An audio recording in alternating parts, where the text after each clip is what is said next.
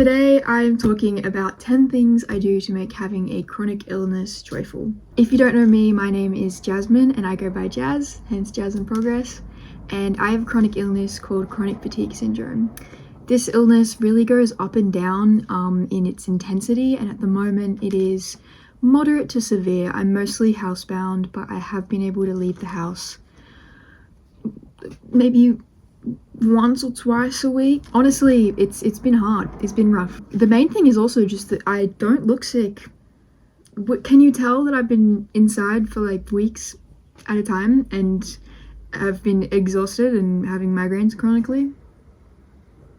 No, you can't. You actually can't. It's quite shocking how much you can't tell. Anyway, I wanted to do this video because I think taking care of my mental health and just my motivation and spiritual health is so important while being so limited in activities and stuff. Especially I'm a new adult. I turned 18 a few months back, and it's brought new challenges to being chronically ill.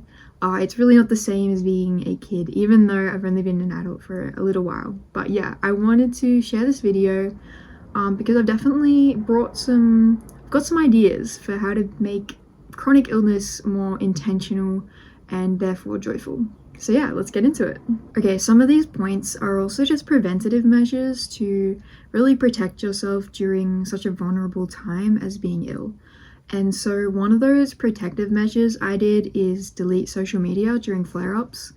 I do appreciate social media for what it is, but during a flare-up when I can't really do much at all, it's not really helpful for me to be so aware of everything around me. I think it's actually quite important that I make my world small. Like, I don't need to be worried about other things, and if my friends need to contact me or want to share something with me, they can do it personally through my number. Yeah, so that's probably one of the first things I would recommend doing. Just like protect your mental health. I know it's hard, maybe it's not possible for everyone, but I definitely recommend even just stopping using social media during a really bad flare-up. Yeah, and it's honestly, it's been a joyful experience. I haven't had many issues. I mean, people figure it out eventually. I actually didn't tell anyone that I deleted social media, like Instagram, obviously not YouTube, because hi. And people have just been figuring it out slowly over the last few weeks. It's quite funny actually. Next on my list is just spending time in God's word in whatever capacity. I'm a Christian, and I really just it really makes my day to be able to spend some time with God and just getting to know him and growing my relationship with him. My capacity is not that big at the moment, so I've been listening to the Bible on audiobook just because it helps my focus. It also helps just being able to be there. Like, it's really, my capacity is not very big, and it's something that helps. So it's really important to me to have a very consistent routine. When I was younger, I used to read the Bible really uppity downity with the waves of my illness, and I would feel guilty about the days I couldn't spend that same amount of time as my highs when I was feeling really healthy. So at the moment, something that's been really joyful for me is just choosing a Bible time that is reasonable for all points of my illness currently. So that means that every morning Bible time looks the same, and that has been really helpful for me. The guilt of not being able to do as much as other people has been a lot less, and I hope that guilt doesn't come back if I start doing more, but I think, in God's grace, it's been such a blessing to have God's word on audiobook, and so I recommend spending time in God's word, setting yourself up right for the day. But I'm not going to push that on you if you're not a Christian. I've got other points here too. Don't worry about it. Having a range of hobbies. I really recommend just dipping your toe into lots of different hobbies, just because it's really fun to just gravitate to whatever you're feeling with that day. I think chasing feelings is kind of fun with hobbies, like whatever you're craving. I personally really like to read and write and crochet and draw. That's already such a big list of hobbies, and it's just so fun to surround myself with like kind of almost projects that I can pick up throughout the day. So I'm really big on long-term projects. I think it's really fun to just you know, start something and then just pick at it each day in a small way, and it is so satisfying to finish something, because with chronic fatigue syndrome, I can't finish big projects in a small amount of time, and sometimes I can't even finish little projects in a small amount of time. And so I've really come to just love doing long-term projects and just pick at them. So for example, I might start a book and I might finish it a month later, but the point is that I have my nice little bookmark in it, and I just pick it up every now and then when I'm feeling it, and put it down when I'm feeling tired, because it's so important to put things down when you're feeling tired. There is a very big temptation to try and finish what you're doing, but don't let that. No, I see you. No, you gotta put it down. It's the ADHD as well for me. Like, I really struggle to step away from tasks, but I've found choosing long-term tasks has really helped me step away, because you just can't finish a long-term task. But yeah, this is a chunky little book. That's true for like so many things though. Like, I'm actually reading multiple books at a time because I read by mood. Hobby is something I very much follow by mood, honestly, because that keeps it joyful. There's no pressure to finish one book or the other. And then like crocheting, I normally pick a big project and just pick at it. Currently working on a jumper, I believe. You know, and we're getting there. It's a slow process, but it's really fun to see it come together, and it's just so nice that it's just sitting there and ready for me to pick up whenever I'm ready for it. Currently, I'm spending some time doing some drawing, so I'm really practicing doing some like pencil drawings, but like it's hard. This is what I got so far. I don't really care if it's good or not. I just like to draw, so that's that.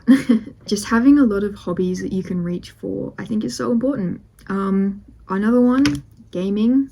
This is my brother's controller. I scratched off the blue paint with a file thingy.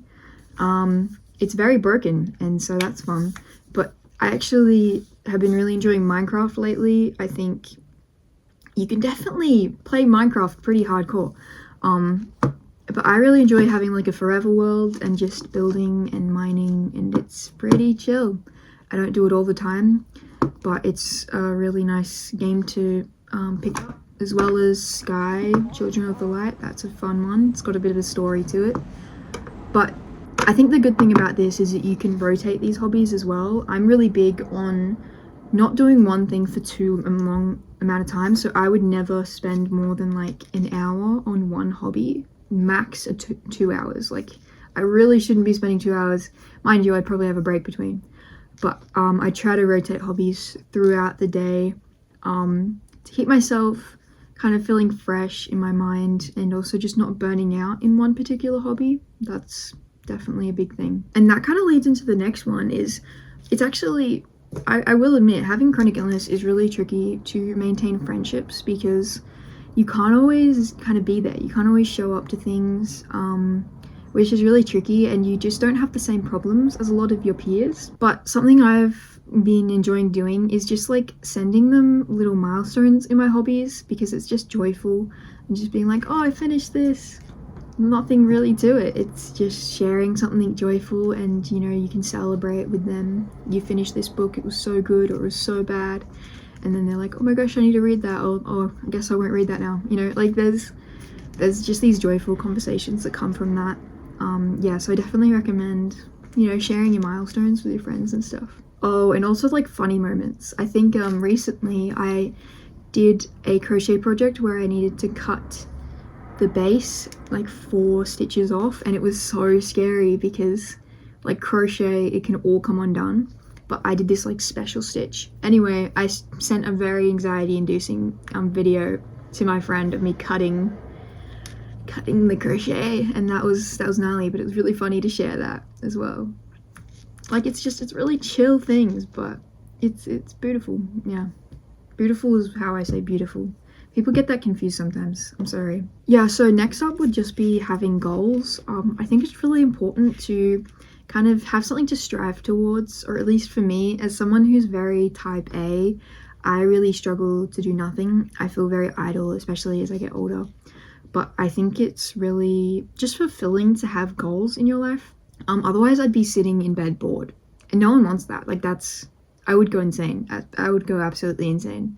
Just having goals that are meaningful to you. So, for example, I'm almost finished school, year 12, equivalent through TAFE. That's a whole nother story. But I am going to be taking a year or two to write a novel and also focus on my health. But I'm telling myself I'm going to be pursuing a career as a writer, because it makes the years intentional, instead of a little bit sad. So, but having a goal of writing a novel is very exciting for me, because I've wanted to be a writer since I was very young.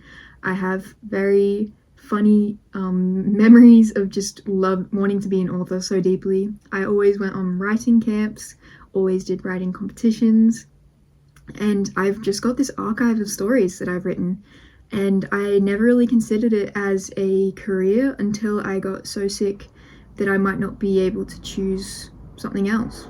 I really wanted to do engineering, and I'm still hopeful that could be my future, but with my current illness, it's best to look at something else. So a little bit of a plan B, but writing a novel will be both joyful but also just a very fulfilling project to work towards. So I've got the deadline of like a year, I think. I've already written a third of it, so I'm well on my way to meet that deadline. But it's just nice to be picking at something, and this project is broken up into a few parts as well. So world building and research, learning. Like, it's not sitting down at a computer and writing necessarily every time I pursue that project. So there's quite a few aspects to that project, and I've broken it down into little tasks that I try to do interspersingly throughout my week. And you can do that for anything. There's so many things that you might be interested in. I don't know, maybe you're interested in medical science. You could write a thesis, 1 sentence at a time, 1 sentence per day. But point is, you're working towards a project. Like, it doesn't have to be good. If it brings you joy, I recommend pursuing it in your small capacity. I did want to work on my engineering thesis, but it ended up being really medical, and it actually started freaking me out, because I got really knowledgeable about my body and got really concerned. So that was fun. Don't recommend doing that if that's triggering for you. Yeah, and my second goal has just been working on this YouTube channel. It's been really cool to just sit down in the week and just film these videos and also edit them. I think it's been really cool to just feel like I've done something in my week, and also feel like I've got something to do in the day. I don't do it every day. I try to, rest is really important for me right now, but it's still really meaningful to do something in the week. I can't work like my friends. I can't do schooling like my friends. So this is something meaningful for me to be doing with the week. So yeah, not that you have to start a YouTube channel, but just a meaningful project to you that gets you up in the morning and still allows you to rest, but yeah, gives you that feeling of purpose. And just more on the long-term projects is just letting it be a restful journey and not just pursuing a goal. Just enjoy the process, enjoy taking things slow. You're gonna have to fall in love with the journey more than the destination, definitely. That's something I've had to kind of really realize with CFS, is the journey is just as important as the destination, if not more, definitely. So I'm trying to learn to slow down and just enjoy things to the best of my ability. I think a lot of my brain was really coded in a way that made me feel like my worth was surrounded by completing goals and stuff, and so I would always kind of really rush through the processes of things, which is kind of sad, really. I think there's something really beautiful about really slowing down and pursuing a goal and doing it well. Hopefully my novel is really good quality because I got to slow down so much like this.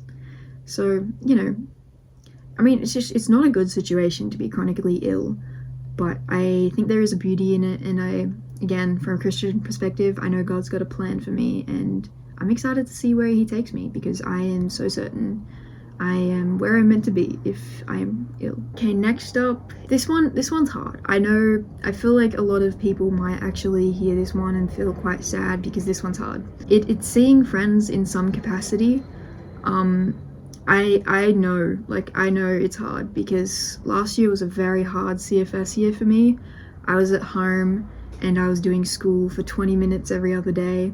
Like, it was a hard CFS year. It was very lonely, and it was hard to be a teenager and be so debilitated, I reckon. That's something I'm still struggling with, but I'm trying to be really honest with my friends about everything that's going on, because most of the time I actually am going pretty well, but my body isn't. So it's a really weird contrast to be like, hey, how are you going? I try to just be like, I'm going great. I'm so tired though. I'm great, but exhausted. You know what I mean? And hopefully they understand that, I'm not just saying that. I'm trying to be real about my illness. I'm not trying to hide it. It's not something I want to hide. It's not something I'm ashamed of. And it bridges a lot of gaps, and it answers a lot of questions, and I actually want to answer their questions if they have them. I am happy for people to be curious about it. I'm curious about it, honestly. It's a fascination for all of those around me, especially my doctors. But yeah, I've been trying to catch up with people in my capacity and, just share my boundaries. I can't walk that far. I can't run. I can't be out in the middle of the day. There are so many things that I can't do, but if they're good friends, they will hopefully, I'm praying for you, will, make hanging out with them accessible to you, because you're still a human. I think sometimes this illness can be so dehumanizing, but we are still humans in our little chronic illness bodies, but and we deserve respect and love, and we have to respect the waves. I think that's something, that's what my next point is. Just we really have to respect the grief that's within us. I think that's something that I've struggled with a lot, but just really allowing the grief to come and experiencing it. And though when the grief comes, it's not a time to push it down and pretend to be happy. It really sucks to not be able to do stuff. It really sucks that I can't work. It really sucks that I didn't get to finish school this year. It really sucks that I can't always get to church or Bible study. There are a lot of really sucky moments, but I'm working to rest in that, and it's so okay to feel that burden of grief. And I lift it up to God each time. I pray that He can ease my burden, and He can, work within me despite my body, and that gives me so much peace in my day, in my week, in my nights. And also just sharing my grief with other people is really helpful. Not in a way that pushes it on people, or in a way that makes them need to make me feel better, but more in a way that shares that burden, because I don't need my grief to go away. That's not the goal of sharing my grief. Sharing my grief is about finding comfort in those who love me, and I love them. I try to talk to my mom and my dad about my grief a lot, and just really allow myself to feel that, because I don't think it's ever a good time to shove down grief. That's just not the answer here. In fact, it's probably going to make things worse. So there are definitely days when I'm just in a bit of a dip, and you just got to be there. Just got to live through it. There's no other way. And it's so okay to take a day to just be dysfunctional. In fact, take multiple days.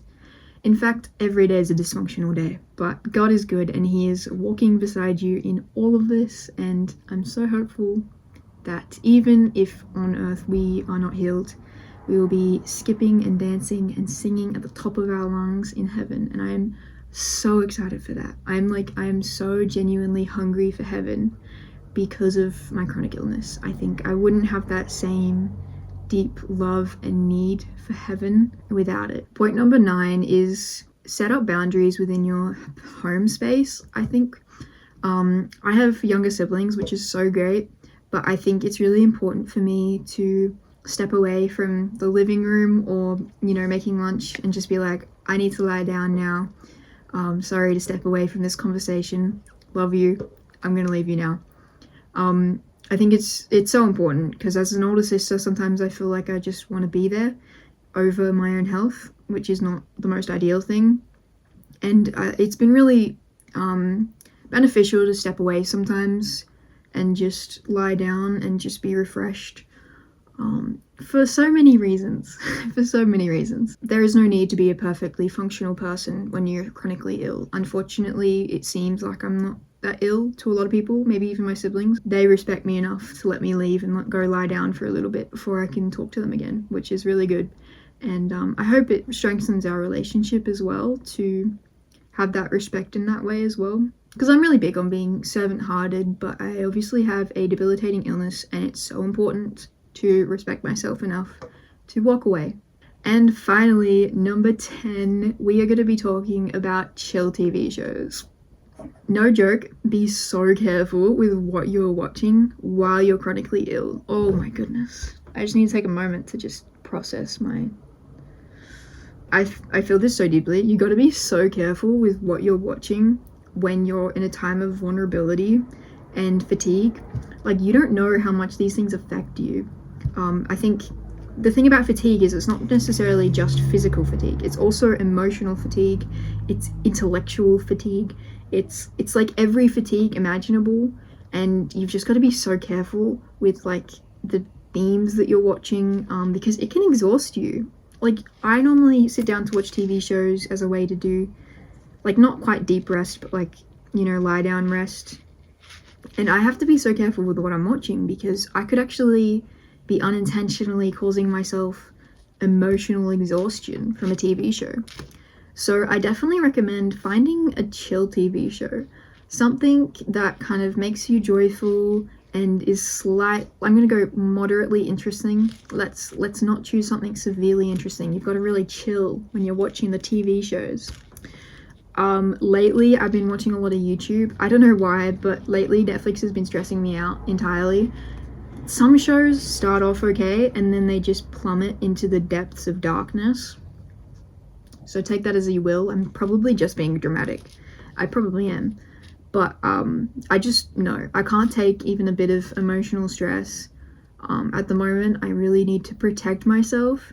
And lately, I have been really enjoying, are we ready for it? Hermitcraft. It's really fun. It's a joyful, like, group of people. They're like professional Minecrafters. It's really funny, really chill, really different, and there's tons of episodes. But the point is that it's fun because I play Minecraft with my siblings. It's something that's like accessible to me and them, because before I was sick, we used to go for bike rides, but now that I'm sick, I can't hang out with them in a lot of the ways that I used to be able to. So Minecraft has been really fun because we have this like world that we do together, and we all kind of prioritize different things. My brother is rich with the diamonds and my sister is rich with the farmland stuff, and I'm poor because I like to build a lot. So that's fun. And so Hermitcraft's been really fun because it kind of gives me, like, it's joyful, but it also gives me ideas for when I do get to hang out with my siblings playing Minecraft. So I can like kind of inform them on like new updates and stuff like that. I got to teach my sister about like all things copper golem yesterday. That was really fun. Those things are so weird and like so bad but beautiful at the same time. I just encourage you to find something that's joyful and is light-hearted, that you can click on when you're really just needing to check out from everything. So we've come to the end of my list of 10 things to do to make chronic illness joyful. I hope you're able to take something away from this. I don't know if you're chronically ill or just ill at the moment, but I really hope you're able to take something away from this. And yeah, I just hope you know that God is with you and he loves you, and you are so loved and worthy of love. And thank you so much for joining me here. Follow along for the journey if you want more content like this. I will be doing more content on writing my novel and also just rest, because I'm a chronic illness girl and that's what a lot of my life consists of at the moment, and probably for the unforeseeable future. So, you know, I'm really trusting God with everything because life is feeling really up in the air at the moment. It's feeling pretty foggy. I can't really see a week ahead at the moment. So, and that's okay. I'm very happy to enjoy rest and surrender to rest at the moment. But yeah, I hope you're able to find something joyful to do this week, and see you in the next one. Bye.